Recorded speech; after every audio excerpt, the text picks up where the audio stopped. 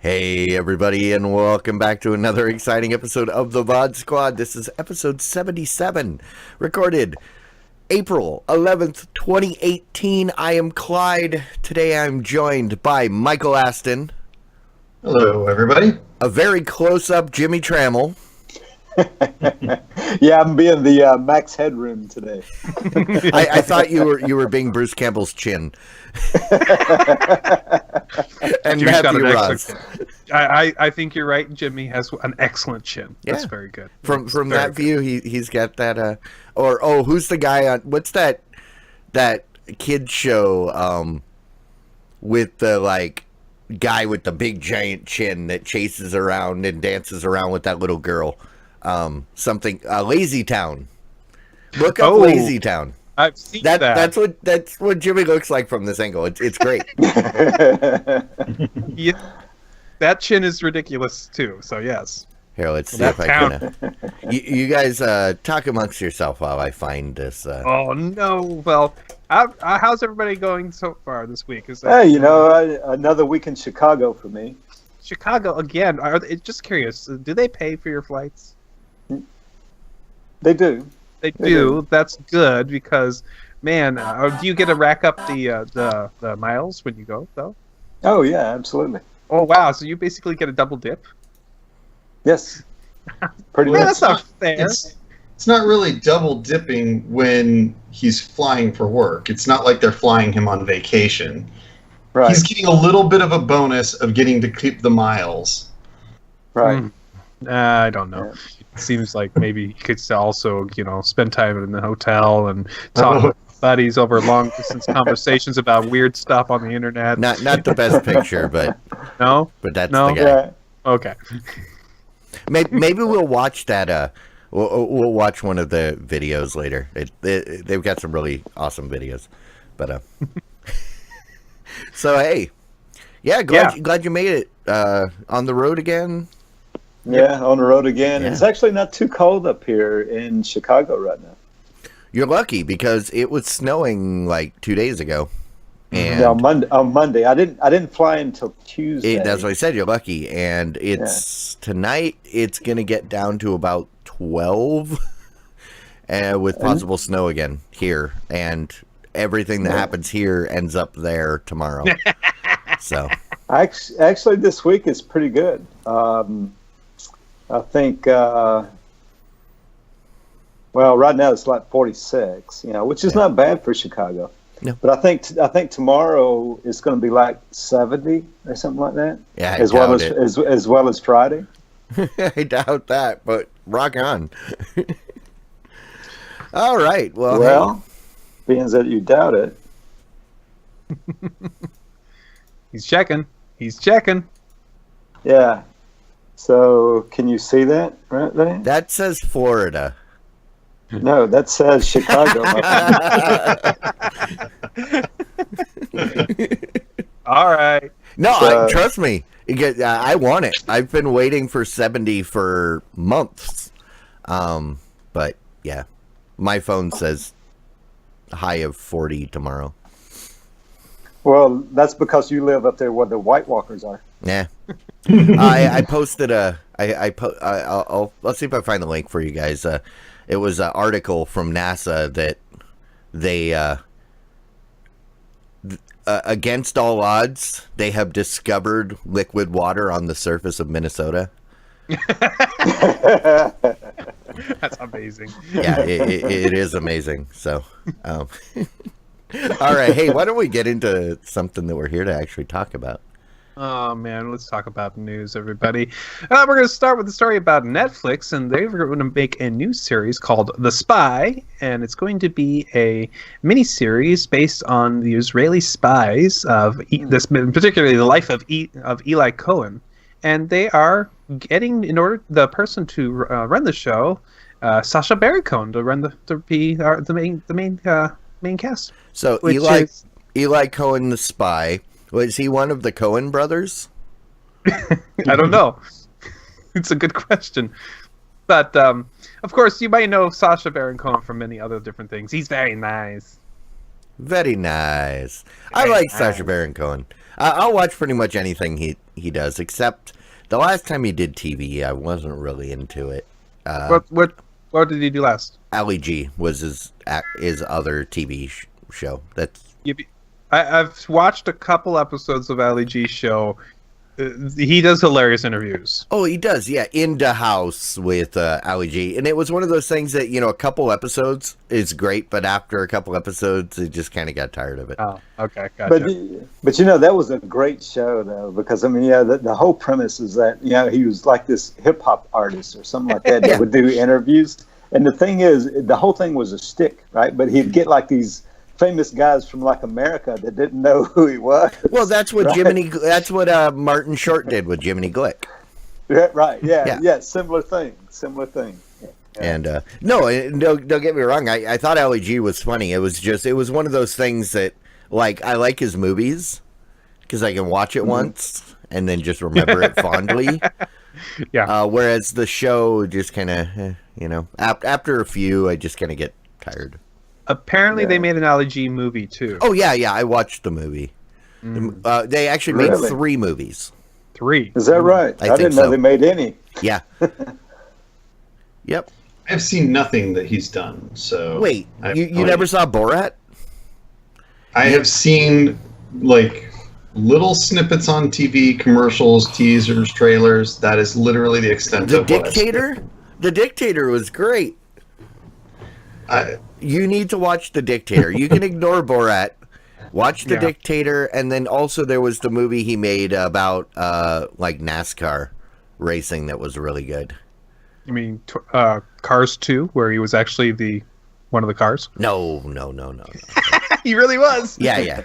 No, it was. Then I guess I've seen something he's been in. There you go. Yeah. Oh.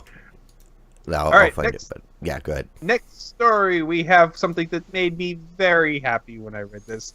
Ab Savage is going to be coming back to television in order to bring back Mythbusters in a new form called Mythbusters Junior, where he is going to work with young kids in order to have them bust myths that they come. I don't know where the bust myths will come up. Maybe they will come up with them.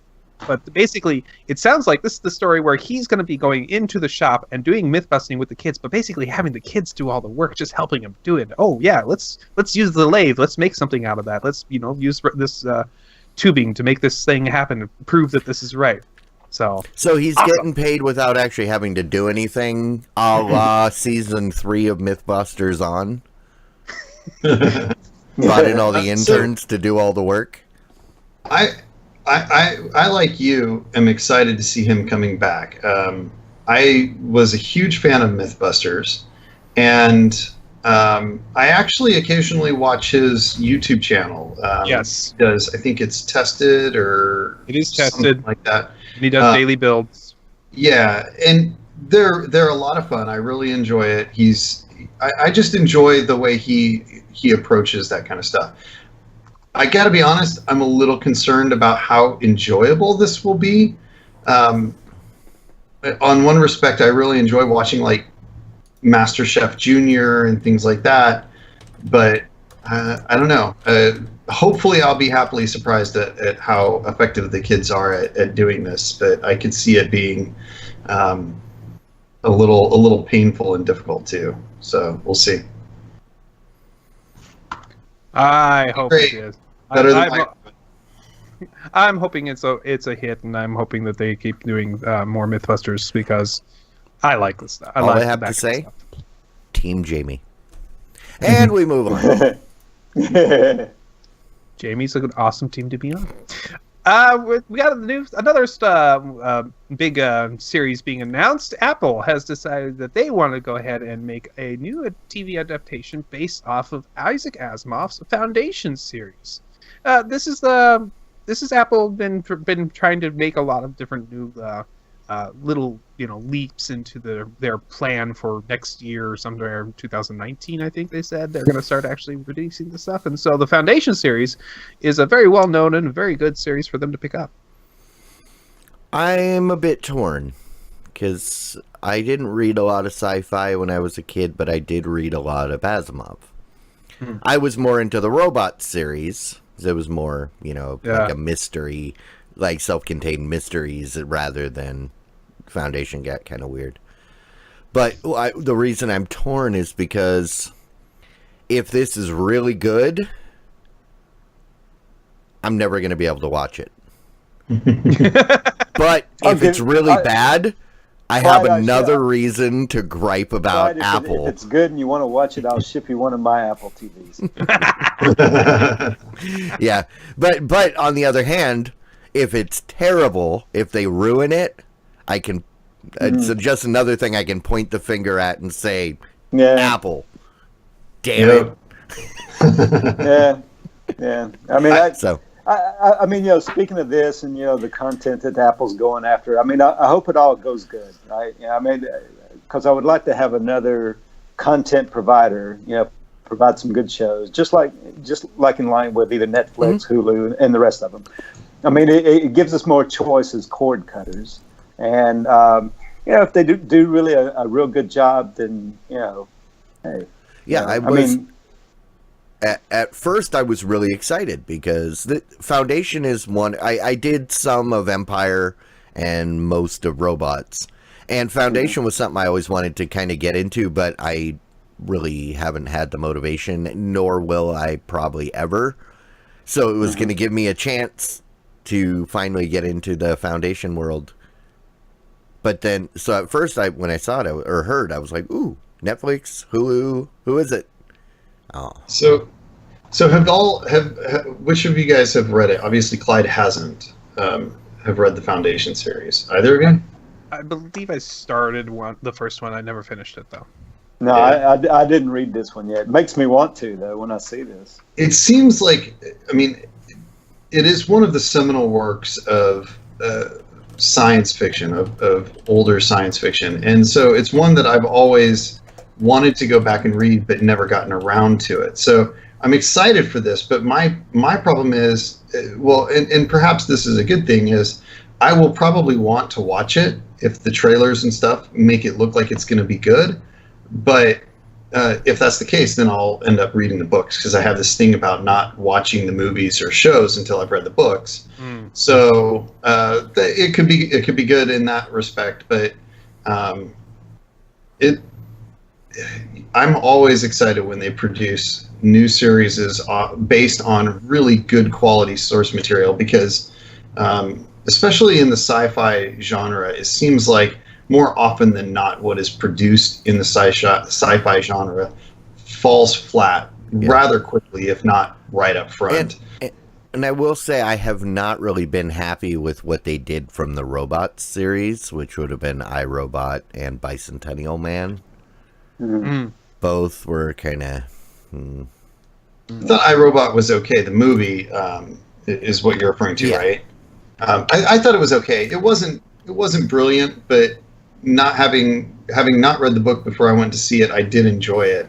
But I'm not sure I remember anybody saying that they thought it was particularly good that had read the book. Yeah. So. And see, I'll play off of what Michael just said. I mean, and I think a lot of people, if not most people, are probably that way. They like to, read the book first and then go to see the movie. Me, on the other hand, I like to do the inverse of that. I actually like to go see the movie first, typically, not always, but typically I like to go see the movie first, then I read the book to fill in the detail. I would probably fall that way too, because every movie that I've seen about a book that I have read, I have absolutely hated. I got up and walked out of Jurassic Park Lost World. Yeah. I was like, I mean, right from the very beginning, it's like this is not even remotely close to anything from the book. And yeah, I mean, recently the exception to that is I read the book The Martian, before the movie came out, and really enjoyed the book. The book was phenomenal. And then when I saw the movie, the movie was pretty good too, but not near as much detail and not near as exciting, I don't think, as what the book was. Yeah. See, I bought that book after seeing the movie, thinking that movie was really good, and everybody says the book's even better, so I'll read it. But the time investment required to read a book is so much more than the 2 hours to see a movie. And when you already know what's going to happen, at least in broad senses, it seems, for me, it's hard to be motivated to read the book.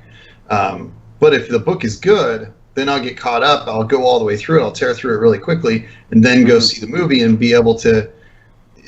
I usually quite enjoy the movie. I just look at them from a different perspective, just acting like I don't really know what the book has. I mean, like the Harry Potter series, for example. I read all 7 books before I saw the first movie, and I absolutely loved both the books and the movies. The movies are not anywhere near as good as the books, in my opinion, but I enjoyed them all. So that's, for me, that's just the approach to take. I would never read, whatever, hundreds of pages, thousands of pages of books of Harry Potter after knowing everything that's going to happen, basically, though.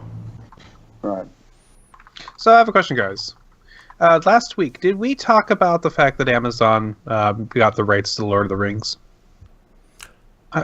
We talked about that a couple weeks ago, that they were... It's like in one of our titles, I think. Oh, okay. I was just asking because it has become a kind of a big story that they spent $500 million for this thing. So, all right. They were we didn't talk about this. I don't think we talked about the specific. I think there was something that they were getting.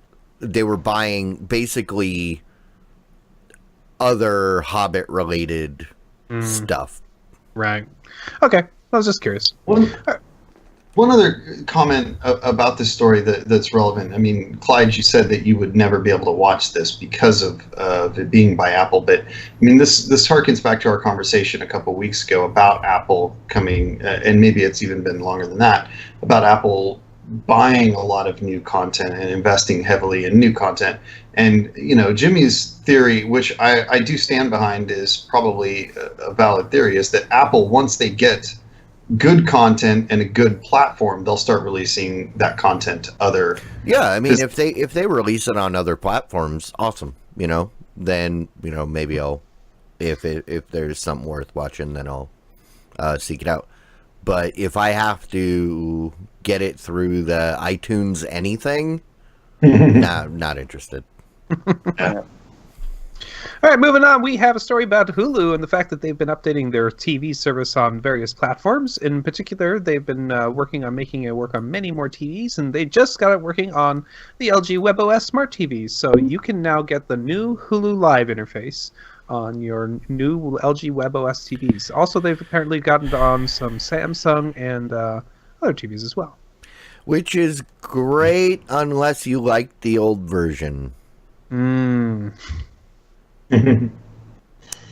Yeah, can I get rid of the YouTube Live version or the Hulu Live version and go back to the old grid? Nope. Thank you. Yeah. No. So this is the thing. They already updated the style of the Hulu player on the WebOS. So that's the trick, is that stylistically a lot of the changes are already in place, but you can't do the Hulu Live functionality. Now you can. Now you can. It was, at least if I'm remembering correctly, it seemed like when I had Hulu, I was watching it that way, and it was super annoying. I really hated it, like you. But it whatever. Hulu. I think Hulu screwed this one up. Their user interface is atrocious now, in my opinion. Glad to be done with them because of that user interface change. Yeah, the user interface is still one of my biggest bothers, and it's not so much the interface; it's the big color a background of everything. It makes it hard to even read some of this stuff. They don't have enough color contrast for me to read some of it sometimes. Well, so I annoying. would be probably okay with the new interface if it worked the way it appears it should. So it tells you the first page, it brings up your watch list, right? These are all the new things for you to watch.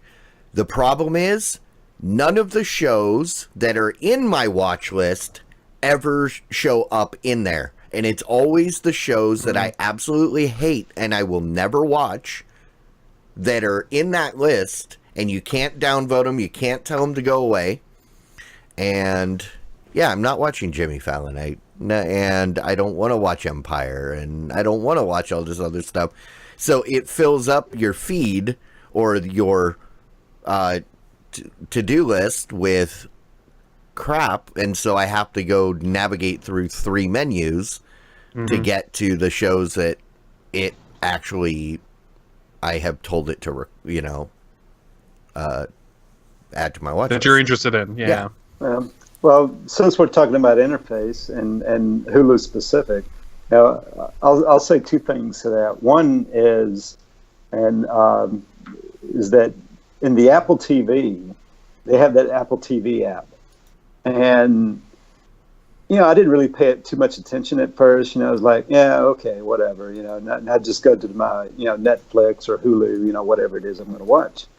And so, but lately I've started to give the TV app a look because it keeps track of all the things of what you're watching. What episode, what season you're on, what episode you're on, and it lines it all up for you. Right? And you can go to that TV app, and it's just a nice little, you can just go up there, hit the first TV show, press play. It'll just play all the things that you'd want to watch right straight in a row. You don't have to jump around through any menus. So that's one idea that maybe Hulu, Netflix, and the rest of them could come up with, maybe mimic that. And the other thing is that, all these smart devices nowadays, that they all got, voice commands now. So you could just say play whatever, and you don't have to fool with the menu at all. Yeah, but the problem is I never know what... I go into Hulu and I look to see, because I don't know what day shows are on, and I don't know what the last thing I watched was, so I go into my watch list to see what new episodes are there. And or you could just say, play the next episode of Game of Thrones or whatever. But I right? don't want to do that if there hasn't been a new episode and then it plays the previous episode that I've already seen. And well, but if you absolutely hate the menu, I mean, that would give you an alternative, right? I hate that main menu, the front, what's now the front page. I have to go into my actual watch list that used to be on the front page. That's my complaint. So, yeah. Hey, and we just got a sub? Awesome. Thanks, Strife Darksbane. All right, next story. This was a story about the Westwood guys. They went out and get on Westworld. Sorry, they went ahead and got on Reddit, and they did an AMA, and they were really nice and really helpful, and they showed everybody a lot of cool information about next season stuff.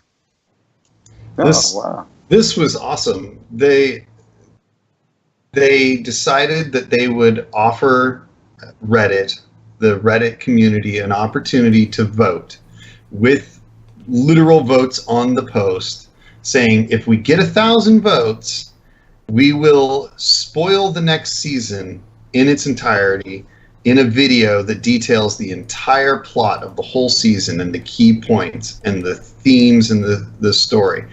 And they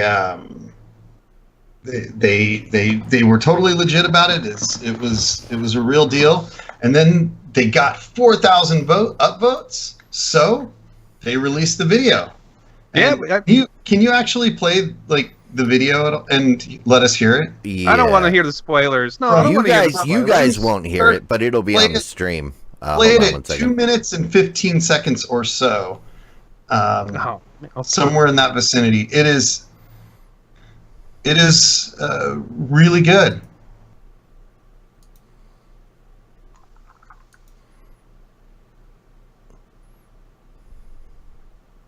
Let's see.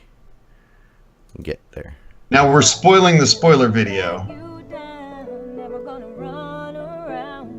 Now, for those of you out there that are not old enough to remember this song, you may remember it going all over the web in the last year or so. Are you saying this is a Rickroll? This is a Rickroll. They actually, the first like 2.5 minutes is like, from my understanding, continuation from like the end of season 1, just basically like straight out of the end of season 1. And then they transition to her on the set and everything with an old piano as if it's going to be a thing, and then she starts singing. Did you watch Westworld? No. Then if you had, you'd know that piano is technically a character. So it would make perfect sense that the piano would be there. Right. Yeah. It is pretty funny though, and she's like I said, she's singing "Never Gonna Give You Up." The whole thing was just a big Rickroll. It was pretty elaborately done. It's like a 24-minute video, and after she sings that, then it just goes on to a dog sitting in front of a piano for like 20 minutes, so that it's a full length of what it would take to make a spoiler of the whole season. Well, okay, so I was hamming it up. I hope everybody realized that you know, it was obvious that this was a nice big joke by them. And I think they should do more jokes like this, maybe not Rickrolls, like this more often, guys. Come on, let's have a little fun here between seasons. So was this for April Fools, is what it was for? No, it was preemptive of because the new season starts on the 22nd. They just made the announcement like a couple days ago. Oh, okay. That's pretty cool. Just feeding the hype for the upcoming series. All right. I'm going to move on to the next story. There's a company called Leap Motion, and everybody should remember that Leap Motion is not the same as the company Magic Leap, which I have to be reminded of because those two separate things, even though they sound like they're the same thing. No, Leap Motion is making a new headset reference design for augmented reality, and they've got this reference design out there, and they're thinking that they can make it work for down to $100 a headset for a pretty nice looking AR headset, kind of your what is it, the HoloLens kind of looking thing. That's Jimmy's product right there, AR. Well, definitely, I think there's a better use case for AR than the AR. Oh no, absolutely, that's for sure. I was just saying you're more excited about AR than VR, so yeah, absolutely. To me, what would make these things sell is if you could, say, spin up a virtual monitor, right? Just out in reality, right? Just spin up a virtual monitor, perhaps maybe right next to your computer monitor, and it be able to interact with your computer monitor. For example, if you could take a Word document or a video, that you're watching on your computer monitor, slide it over to the virtual monitor, and it just gives you that kind of more space to work on. To me, that's what would be the big seller for these things. Yeah, the really neat thing about this is that, and at first you're like, well, they're a hand gesture recognition sensor, so why would they do this? And to some extent, I do ask that same question myself, like, why didn't they just pair with another headset manufacturer? But the really cool thing is that it integrates their hand tracking into the headset itself, so it gives you augmented reality or VR type features without having to have a controller, and being able to, you'd be able to conceivably like wear this headset out into the world, assuming that it has a portable control device, like either a backpack computer or like a phone type system, and you'd be able to like make gestures around you and interact with things in the real world. And seems that to me is super exciting. I love the idea of being able to interact with it effectively without having to have like various controllers or gloves or whatever kind of things that other companies are trying to do. So what I want to know with AR, will Microsoft let me take Clippy with me everywhere I go? Clippy is dead. They said that a while ago. They're not gonna resurrect Clippy. No. Nothing's ever dead. You might be surprised that Mr. Clippit. Clippy is probably long dead. There are Mr. Clippies that you can download anywhere you want. There's a great one that's a browser plugin that's rude. He's not helpful at all, but he's good at just like randomly insulting you and stuff while you're browsing the web. So, Clippy is definitely not dead. Just the real Clippy is dead, but the clones have been unleashed upon the world, and they will. Yeah, you need the version of Clippy that's like your life coach. So you're sitting at a hotel bar chatting up some woman, and it pops up and says, "Hey, she's probably a prostitute." You go, oh, never mind. All right, Nick. Moving on, we have a story from 9 to 5 Google about YouTube Kids. The fact that they've been working on trying to make the algorithm work to not put really bad stuff on there for the kids. And it looks like that YouTube has gotten to the point where they're realizing maybe the algorithm isn't working. Maybe we should be hand choosing what is allowed on the platform. Yeah, so this ties back to a story we had. I think that we discussed it. Maybe it was just on or something. No, it seems like it was a while ago where we talked about how there was and like I said, it may not have even been on our show.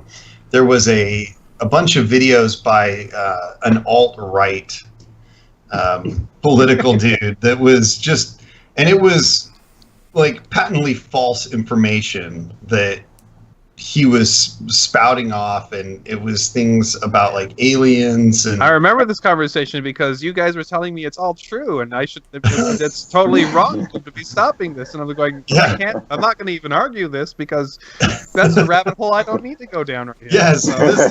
That's right. Now it was us, and I remember. Yeah. So, anyways. Yeah, so that story is the kind of thing that they're really after. I mean, they have had some issues where they've had some like horribly inappropriate stuff slip by, but that's been by and far the minority, and very seldom does that happen.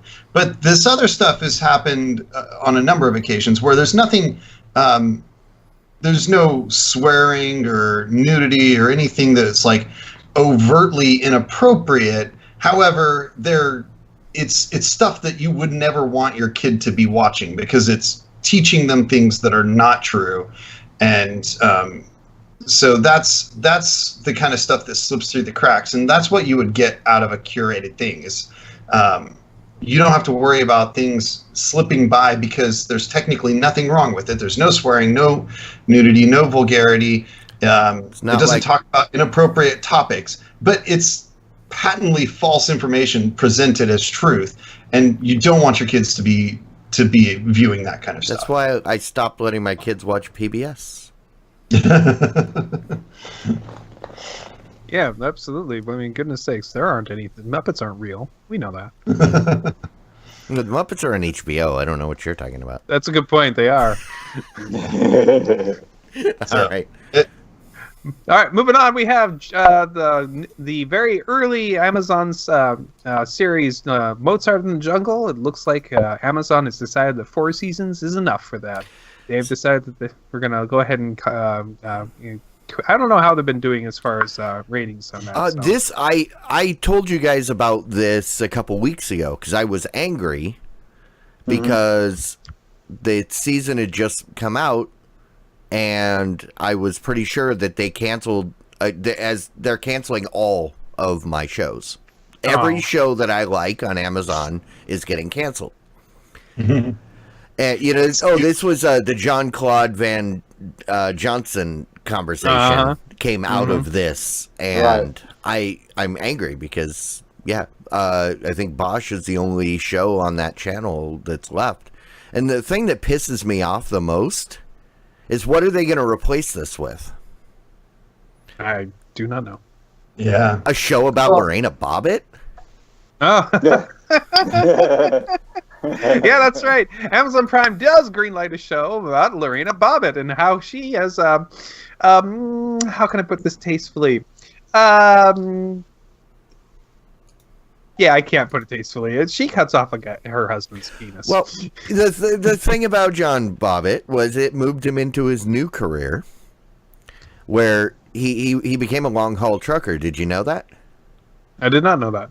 Yeah, it just took a while to get his new Peterbilt. Ouch. Yeah. Amazon. Okay. Well, this is being directed by Jordan Peele. And this is a docu-series, so this is not going to be funny. This is more, I don't know, maybe it will be. I don't know. I think it's kind of hard to do this and not make it funny. So let me ask a question there. Is Lorena Bobbitt actually going to star in this series? Is she still in prison? Or is it somebody going to portray her? I don't know. Don't know. 25 years later, Lorina is a groundbreaking reinvestigation of the deep moral issues and painful human tragedies buried at the heart of this infamous American scandal. I remember driving up to D.C. from Norfolk, and there was, where was it? There was someplace along the freeway. I don't remember exactly where, but there was like people were putting flowers and signs and stuff still years later that was the spot where his member was recovered. They were still leaving tributes. Yeah. I don't know. Yeah. I would much rather see a season 5 of Mozart in the Jungle. So, yeah. This was a part of my childhood. I wish that I didn't have to watch news about every day, but they talked about it and they just wouldn't shut up about it. It was bad. It was. We had just gotten over the whole Nancy Kerrigan thing, and that's a new series called Tanya, or is it a movie? Exactly. A movie? They just did that I, Tanya thing. Now they may as well move on to Waco. It's got to happen, right? Yeah, I mean, they see these stories that happened basically in the wage earner's childhood, right? Like this is, we're the wage earners, the target demographic at this point, and this is the stuff that, some of it at least, that was major. Maybe didn't quite define, but it was major during our childhood. It got literally months of TV coverage. Each of these stories. So, we have the Waco movie. I don't know if they've actually done a Waco movie yet, but so David Koresh, and they already did O.J. Simpson, so that's not going to happen. But we need, and I know they kind of did a movie based on Clinton and his scandal, but not really. Not really. Not really. Oh, there's no. There's Primary Colors, which is basically a parallel story, but no. Yeah. It's all stuff that's coming, and get ready to dread it. Everybody. All I gotta say is, Amazon, you give me so many reasons to hate you. Well, how about the Weather Channel? Do you like the Weather Channel? I love the Weather Channel. The Weather Channel hasn't been giving me any good news, which is what we covered earlier.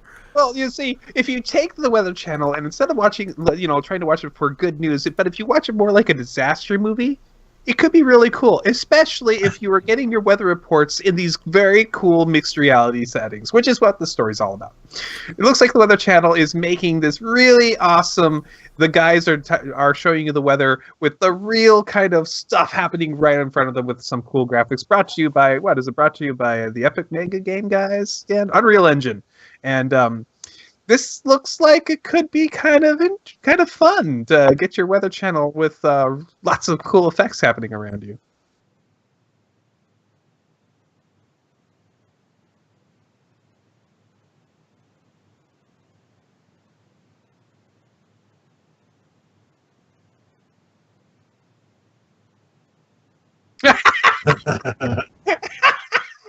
No, I've never saw that. Nope.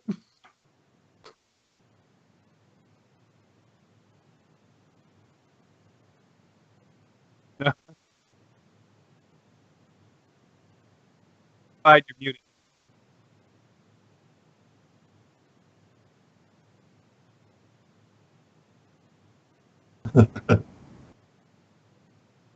Well, guess what, Clyde? It looks like you're muted and they can't hear you.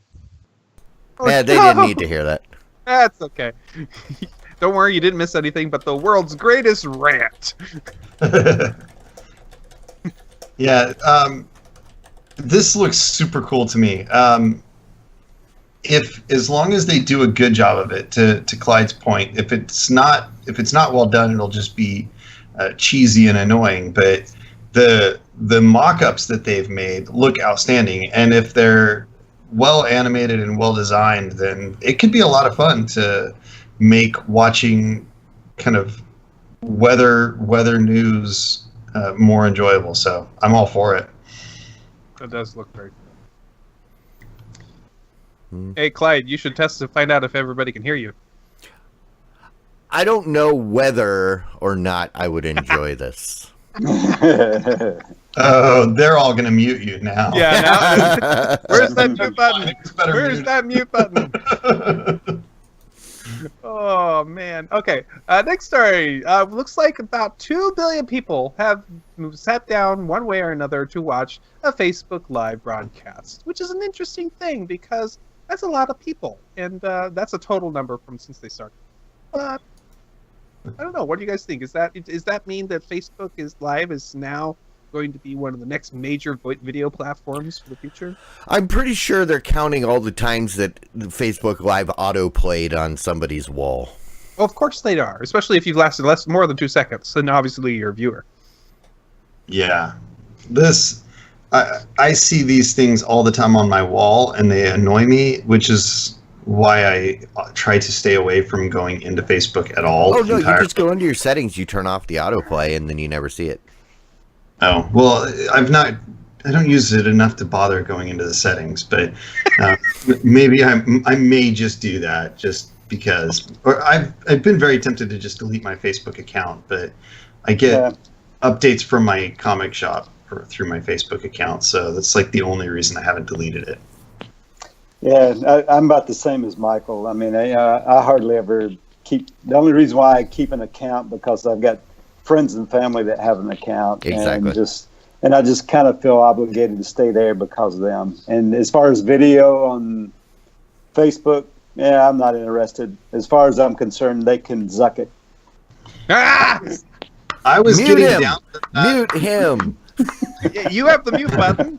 I was honestly at the same point where I was feeling, the only reason I'm keeping it is for friends and family, and then I kind of came to the conclusion that if I want to keep in touch with them, then I will keep in touch with them in the real world, and I don't care about having Facebook friends that are not important enough for me to contact in the real world. Why would I bother keeping in touch? That's the thing is I don't contact anybody in the real world, which is why there are people I've never talked to for like 20 years, and then until we're on Facebook, and then it was oh, hey. I'm the same way. I just, like I said, I just don't particularly care to talk to them on Facebook either.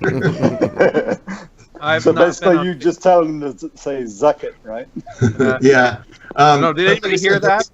There's just enough things to keep it running. Like I said, I've got my comic shop posts updates about when the weekly deliveries being delayed or something like that. So it's just like there's just like 2 things that I actually want out of Facebook. I want to delete everything else. Well, I've been off Facebook for I think 2 years. I logged on briefly to to basically try to disable my account. I don't know if I succeeded in that or not. And I did that just before they launched this new feature that allows you to easily delete your Facebook account. And so, Right. but I'm lonely on Google Plus, so So that's it's true. I am lonely there. I am trying to keep things up to date on there, but I would happily go to another platform if everybody else would go there. So that Vero launched. I tried it and it sucked. Oh, it's great. No, it doesn't work. It works.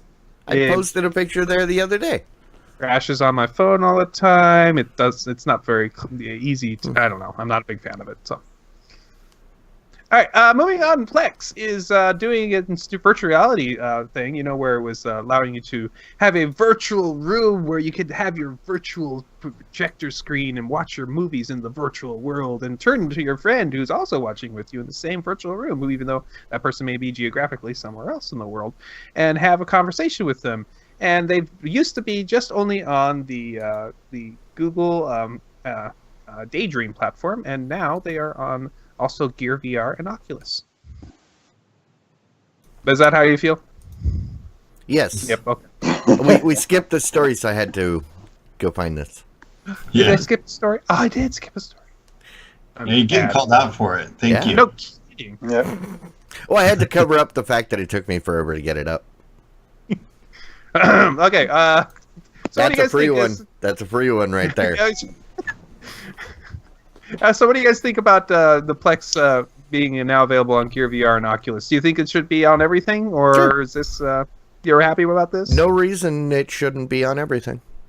Yeah. Because So Plex is your way to access your content. So if you've got content on your network, you should be able to access it from everything, including your smart fridge. I want it on my smart fridge. Absolutely. There's the Silicon Valley joke in there for anybody that watches that. But all right, I'm going to go back to a story that I skipped accidentally and just briefly say that YouTube TV is now available on Firefox. hooray! Yeah, which is a good thing, especially if you're like Clyde and you can't use Chrome for whatever odd reason. Well, I can use Chrome. I just can't use it while we're streaming. Yeah, I know. I don't like Chrome. I've never liked Chrome. Oh, okay. Yeah. Actually, I love Firefox. It's an excellent, excellent browser. They kind of, the overhaul a couple months ago, kind of. Yeah. Not a big fan.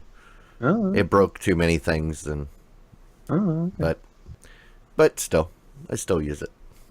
One thing that is of relevance with this story is the fact that YouTube TV started out with the least platform coverage of any service, right? They were only on Chromecast and the web, like desktop computers and laptops. But they have released on new platforms continually and regularly, and they keep adding to that set of platforms that they support.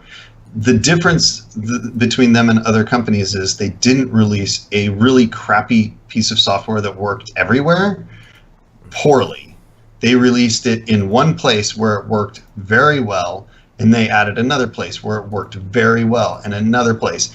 And that's not only allowed them to produce very high quality apps that work the way they should with the devices, but it's also allowed them to make sure that they're accommodating the bandwidth and the flow that they're getting from these customers. I think that this is a model for everybody out there. You don't have to release on every device up front. Make sure you do a good job, otherwise people are going to use your software on their device and it's going to suck, and they're not going to stick with you, and they're never going to try you again because there's too many options out there. Why would I go back to a place I had a bad experience when I got 50 options? Yeah, I found myself on Sunday recommending YouTube TV to someone just because it sounded like it would fit their needs. And I've been trying it thanks to one of our supporters, and I don't hate it. And that's saying a lot. That is saying a lot. That is the best praise you will probably get from Clyde. I mean, there's like a couple notches above that, but not it's much. like Tom's like good, great, amazing. scale. I didn't hate it. That's actually pretty good. Yeah, that sounds like my father, not my father-in-law, my stepfather's way of saying it is it doesn't suck. Yeah. Clyde's scale is, I want to slap the person that made it. You don't exist to me. I didn't hate it. And then there's meh. That's the top. There is like, I absolutely love it, but it's very rare that we ever get there. Excellent. All right. Speaking of things that you used to be using and are not using anymore, we have the PlayStation View, and that they've rebranded the My Shows interface as My DVR. Now, this may sound like only a little tiny change to some of you, but also to people who are looking for that DVR button. Guess what? It's there for you now. Is this a good thing for everybody? Well, that you're burying the lead, because the real thing in this story is that you are now able to stream PlayStation View outside of your home. Ah, yes. So, I mean, yeah, they rebranded it My DVR. That's probably a good move, because it makes a little bit more sense, But yeah, so now you can, your home area is determined by your zip code when you signed up for PlayStation View, but now you can use a set-top box or stick outside of your home, but only one stream. This is one of the biggest things that PlayStation View has been lacking in, right? They had these all these really ridiculous rules, which one of the advantages to having internet-based TV is that I should be able to take it with me if I travel regularly and stuff. And that wasn't an option with PlayStation View. Now it is. That's good. And the rename is it's logical, right? Why do you have to call it something different than everybody else has always called it, just so you can be innovative? I think it just ends up being confusing. But the reality is, for me, these are all good things, but I'm not going to go back to it. There's another caveat on that. While you can now watch it outside of your home on a single stream, you're region locked to sports, to the original, and you can only do it for 59 days consecutive. Right. So, while you're traveling, you're fine. But if you're someone who's like going to college, using your parents' account, yeah, you can only do that for 59 days. When you hit 60, it will pop up a warning on the screen saying no. Bad. Okay, well, that's good to know if I ever want to go on a 59-day cruise. and you will get a warning message after 30 days saying, hey, you're kind of pushing it. So, I think they're headed in the right direction. Still not completely there. Okay. All right, moving on. We have a Rumorville thing going on here. It looks like it's a possibility that we're seeing a new device being released. Could be by Google, could be by somebody else. It looks like the FCC filing was found. This new Android operating system device that looks like a dongle. The specs are saying it should be 4K HDMI stick, and it looks like it's going to be. It looks like a Chromecast. It's the current Chromecast, just more of a teardrop shape than circle. It's possible it could be that. There's a lot of questions about that because it's not actually it says it's from Google or from Alphabet. It says it's coming from a company called Shenzhen SCI Robotics. So it's still rumors, though. It could be them trying to cover something up. It could be the real thing. We don't know yet. Do we need another Android TV box? Do we need a newer one? Absolutely. We haven't had a new one in 2 years. Yeah, the Nexus was the last one from Google, right? Oh, from Google. Oh, Google got out of that. They never planned on making hardware. They just did it to create the kind of a benchmark to show everybody else, you know. So they had no intention of making more beyond the Nexus player. But so did the filing go into anything about content this new device would have? no. Only that it appears to be running Android, so Android TV content would probably be your standard stuff. Yep. Moving on, we have a story that Spotify is introducing a premium bundle that you can use in order to get also access to Hulu, and bringing your Spotify access price up to $12.99 a month includes a Hulu plan with that, which includes some live and maybe not live, maybe it's just ad-free tier on the system there. So if you are a Spotify user and you like Hulu, you might be able to save a little bit of money by putting these two together. I wonder if I can. Oh crap! I was gonna say, because I use Spotify every day, and if I can still add the commercial free for $3 on top of that, then I'm already paying like $12.99. So add the $3.99, you know, for commercial free. If I can add commercial free on top of that for $3, then I'm technically getting Spotify for $3 a month. I'm in. Yeah, I think it's a good deal. It is a very good deal.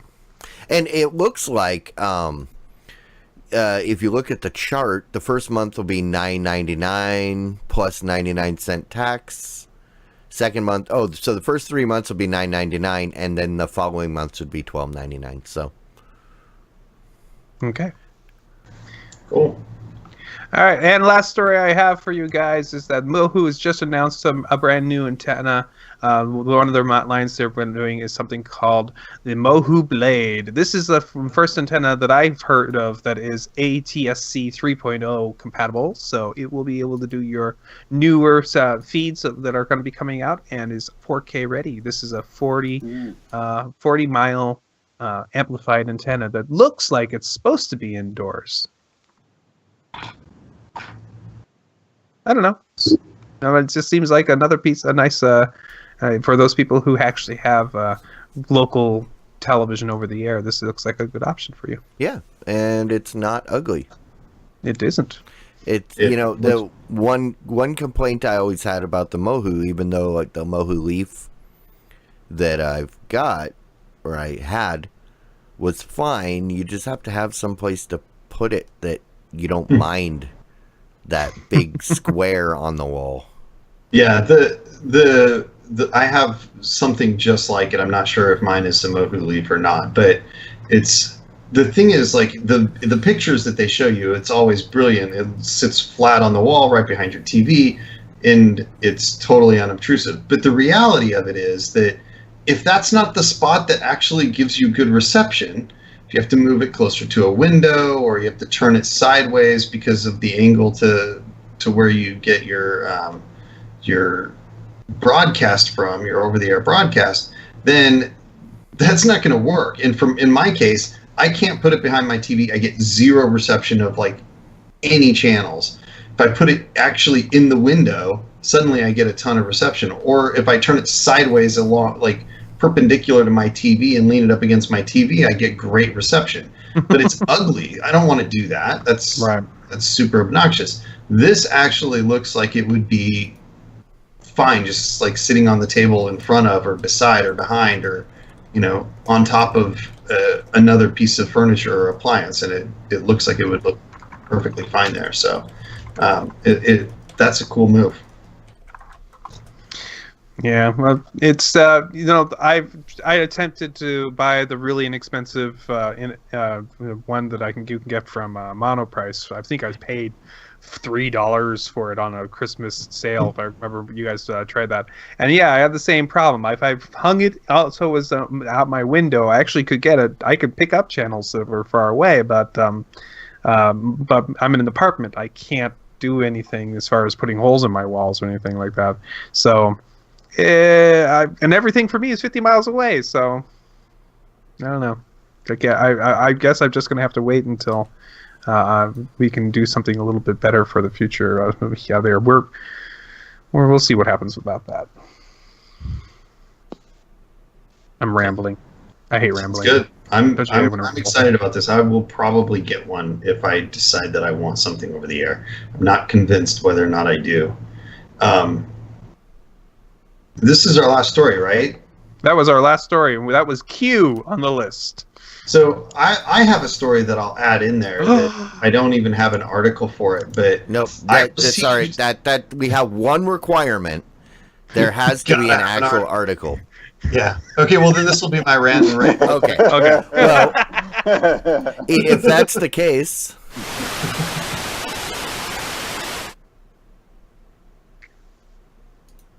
all right.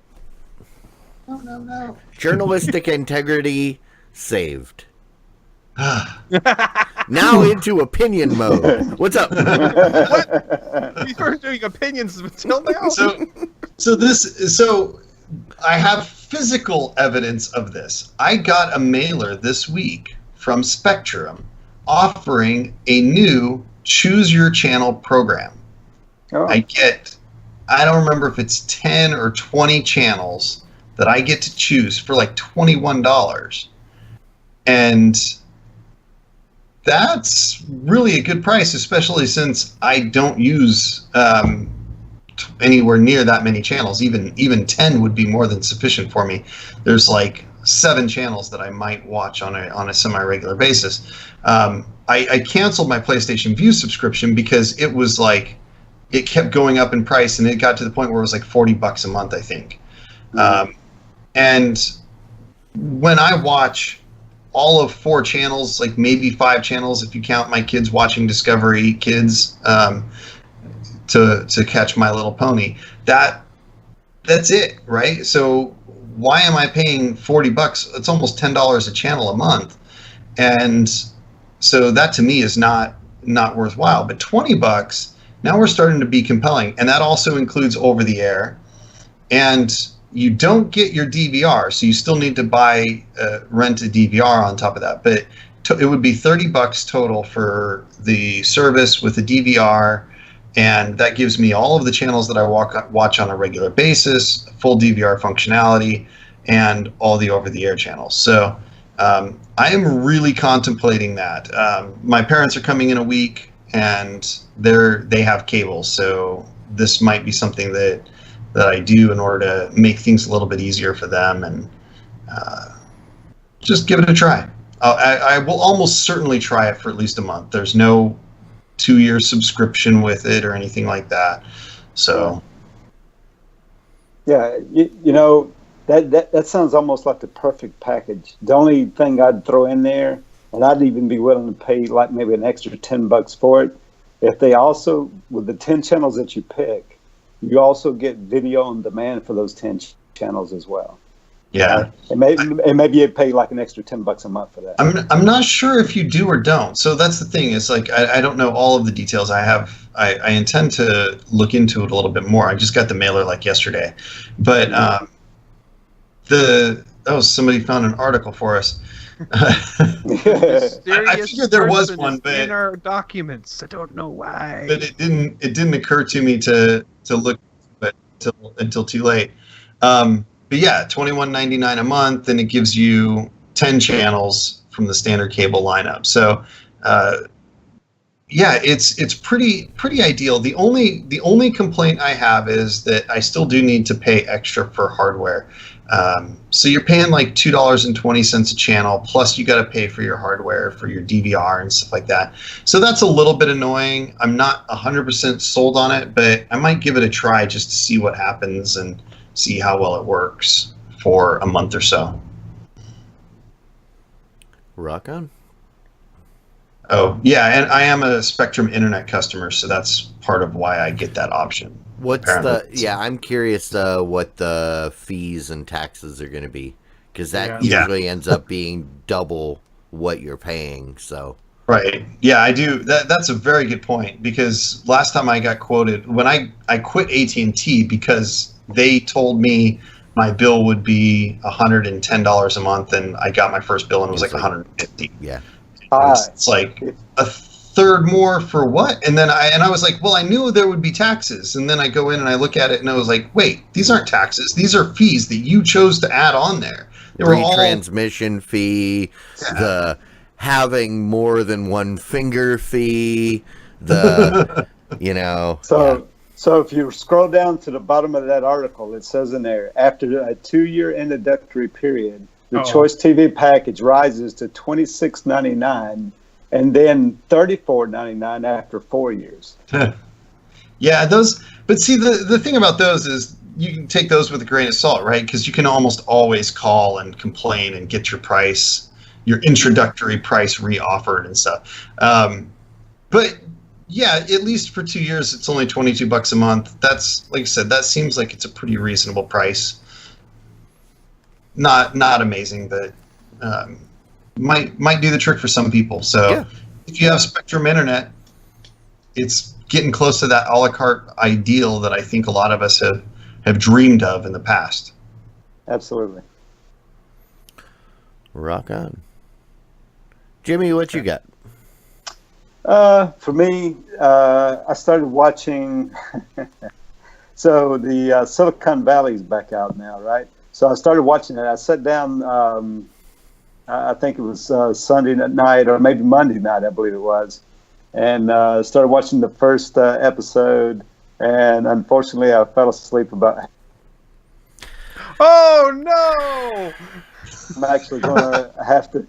I'm going to have to rewatch the first episode of that, but I'm still excited that the season's back on. First episode of what, Jimmy? You cut out right of Silicon Valley. He said he was watching Silicon Valley and he fell asleep. No, but you froze for a second. You said I fell asleep. It was perfect. So, no, you know what? I just watched the first 3 or 4 episodes, whatever it is now, as of yesterday, and I'm not loving it as much as I used to. But I mean, there were some funny moments. Hence, you'll get the fridge reference in a couple episodes, Jimmy. Okay. I'm glad it's back, but yeah, my main complaint, I love everybody on that show except for the main character, which is a problem I have with a lot of TV shows. The main character that I'm supposed to care about and that they focus on the most is the one that I'm just like, ugh, get him out of there, get him off the show, and then this would be like super hilarious all the time. Yeah, I agree. Yeah. And then, of course, I'm still waiting for Bosch to come on, and still watching the third season of Better Call Saul. Cool. So I've been, I don't watch a lot of television, but my wife she's the big television watcher in the house. Blame it on your wife. No. There's nothing wrong with that, because that's what we do here is we watch a lot of television on those shows. And so with her, we've been watching shows like we've been finishing up Timeless every week that comes on. We watch that together, and we've been watching Lethal Weapon, which is absolutely wonderful. I've been really enjoying that. But we've also picked up a new show called Instinct, and it's your standard cop drama. And it's like episode 2 or 3 came out, and my wife said, "Hey, I've seen this before. Hold on a second." And she looks it up, and apparently they accidentally or intentionally, not certain, literally plagiarized the episode from an episode of Bones. And so we watched all of the episode of Instinct. And then later she said, "Okay, let's watch the episode of Bones." So we watched both. Oh my God, those two are so close. Yeah, it is hilarious. I mean, if you watch it with the idea of, there are whole lines that literally pulled from Bones into Instinct. It's it's disturbing. So funny if you actually watch it with that purpose in mind, though. So if you're curious, do that. What you do is you put on the one show and put the audio on for the other show and see how much it. So I have a link. I have a link in the notes here. Actually, somebody actually did a video. I don't know if the link's still good because it could actually have been pulled down by somebody, showing both of the different shows, literally back and forth, and how they're exactly the same in many ways. So. It's that video is like, I don't know, 15 minutes long. You might not want to play it because it's just ridiculous. But yeah, exact same lines being said, same things happening in the shows. I mean, it's a ridiculous amount of similarities between these two shows. So yeah, rock on. I have been watching. There's a new show on HBO called Barry. Have you guys seen this? No. It's about a dude that is a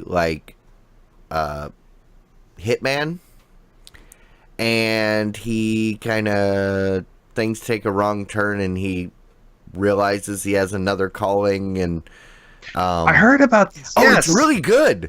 It is really good. I was hesitant to watch it because it's I can't think of his name. He's the dude from Last Man on Earth, right? What's his name? Don't know. Hold on. Yeah. I'm bringing it up the Wikipedia start. But so hold on. But the people in the show are awesome. I was hesitant because of the main character, Bill Hader. Yeah, Bill Hader. Oh yes, I did see that advertised. So I recommend it. Check it out. It's because I saw a commercial for it before Silicon Valley, and then I was like, okay, I'll watch it, and I really like it. So you didn't quite finish this describing the show. So he is a professional killer. He's a contract killer. And things go sideways. He finds out that he's got another calling. He doesn't want to be a contract killer. And he kind of has to do things. Because... So is it a comedy? Kind of. I'd say it's a dramedy. There are some really funny parts. And I can't think of his name. He played Milton on Office Space and the boss on news radio, and Mike Judge puts him in everything. Crap. I wouldn't know. Glenn Flesher? No, IMDb. Come here. But and I love him. He was on King of the Hill. Did a bunch of voices. Barry. And Stephen Root. Oh, Stephen Root. Yeah, Stephen Root is hilarious, and so is Fonzie, Henry Winkler. Yeah. And it's I recommend it. I like I said, I was very hesitant. And then I'm also super excited because there is 2 documentaries that I actually want to watch. One's about Andre the Giant, and the other is about Gary Shandling. Well, the Andre the Giant one will make you cry, I'm sure. Oh, I'm sure. And it's gonna be a sad story. And I have always been a huge fan of Gary Shandling, and he's very, very underrated in many circles, and so I'm kind of looking forward to that.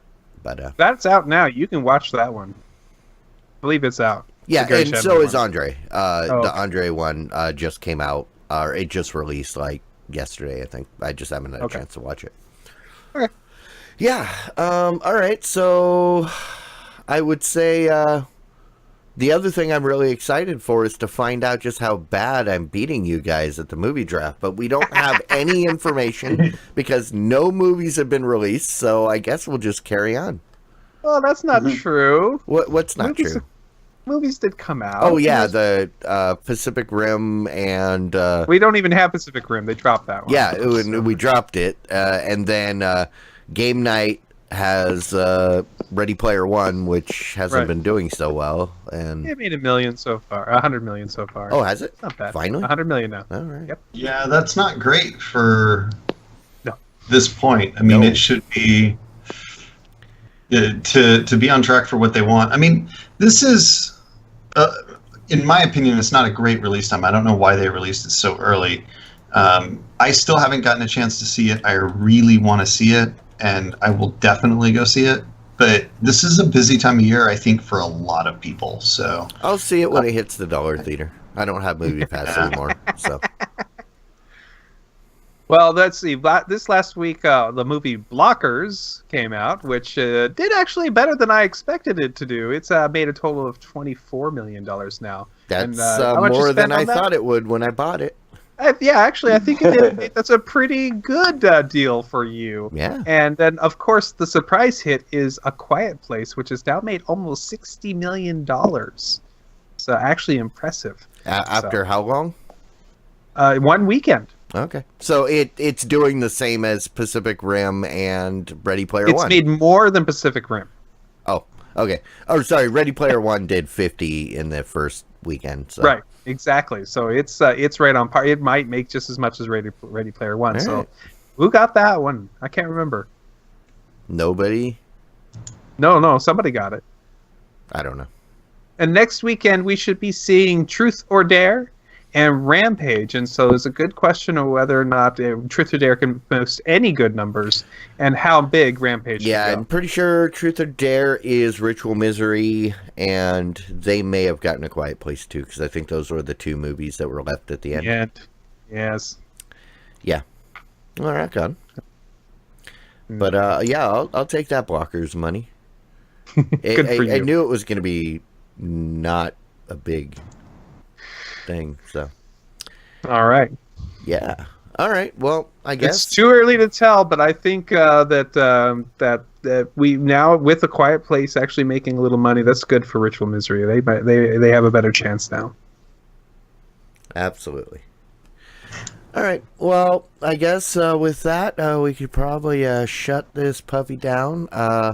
Thank you to everybody that comes out every Wednesday when we're here live on Twitch. We appreciate you. You're the reason that we are here.